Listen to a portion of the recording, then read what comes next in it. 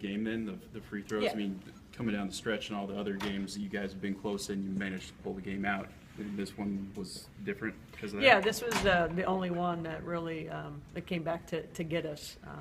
Our free throws have won games. You're going to have good shooting days, not so good shooting days, but we've always been so effective at the foul line collectively. And if you make a couple free throws, you're ahead by 11 or 12, whether all of a sudden it's a 4 or 5 point swing. So, it comes down to that. Maybe made a couple more layups, but it came down to free throws. What has, over the last year, Camille done to put herself in a position to be able to play and have the impact that she has at times? Well, I think she, committed herself to, working on her body, working on her conditioning, really then started understanding what we wanted. A big part of growth is understanding the game and trusting what we're talking about, and I think that's been a big key for her.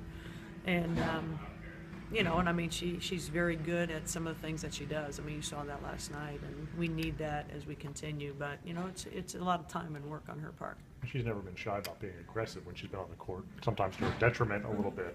Just has she done a better job of understanding that you can't just go out there and hit people and stuff, and staying out of foul trouble a little bit more? Yeah, I mean, I think she's done a very good job. I think she's been very disciplined and structured.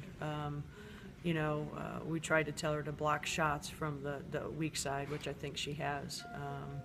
And in using her length and rebounding exceptionally well, and just knowing what she's very good at. And I think she's understood that, and I compliment her for doing those things for us.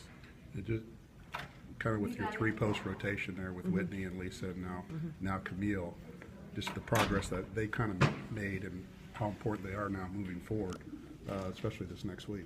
Well, I mean, it's very important, and it has to be consistent. Those are the things that we're looking at is, we don't have a lot of time for preparation, so it's more mental, understanding, hey, if there's a 6'5" kid on me, I have to turn and face, not try to back him down, and we didn't do that.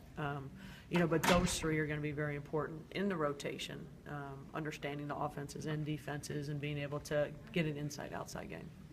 How much of a grind is this? Last night's 5 games in 11 days. How much, at a conference it's already tough. How much does that add to it?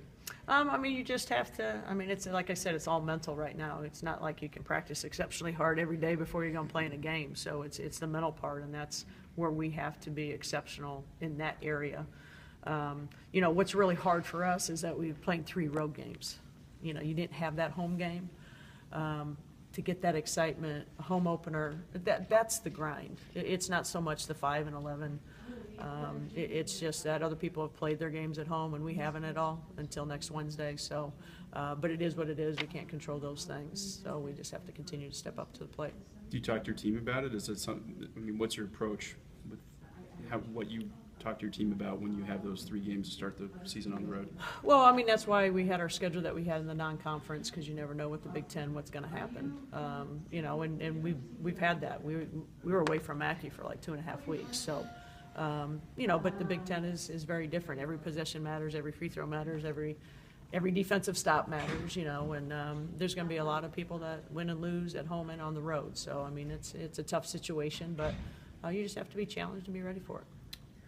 Can officials now review whatever they want on the TV monitor? Yeah, I guess I didn't read that real well. So the last 2 minutes, and that's the first time in any of our games that happened. So I was kind of caught off guard, and they said it's a new rule, which obviously I don't like the rule, because it's, they may make other calls that I don't like in the first 38 minutes, and they're not reviewing it. So it is a new rule, and both went against us.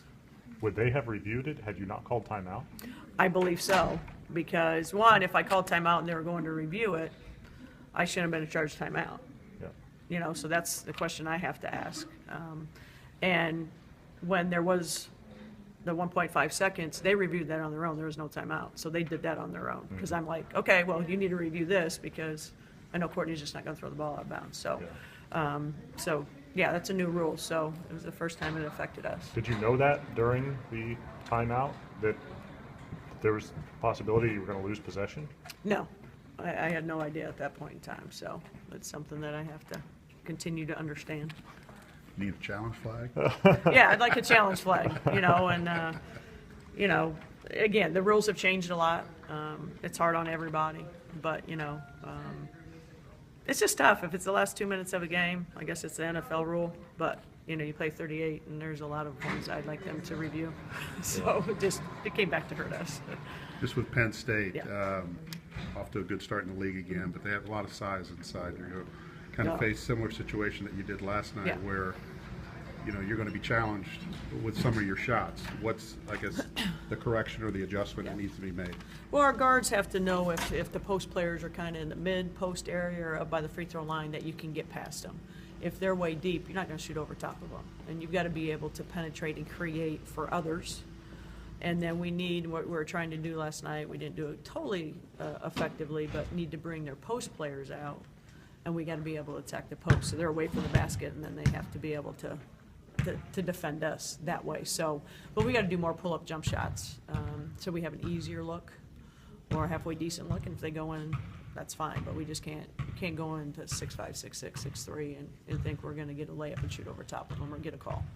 Just, at times in Maggie Lucas's career, you guys done a good job on her, and she's got the best of you a couple times. But what's going to be the key to keeping her in check on Sunday? Well, it's you just have to chase her around, let other people beat you, make other people take the shots. That's going to be the big thing. It's always going to be interesting how the officials, call the game, because she will flop and flail a lot if you even touch her. So, we have to make sure that we're guarding her the correct way, not having our hands on her, and just, keeping an eye on her. And there'll be times where we've double teamed her off on balls and those type of things. But you got to worry about their bigs scoring down low, so we need to keep them more away from the basket, at least contest their shots, and then just make other people have to shoot the ball.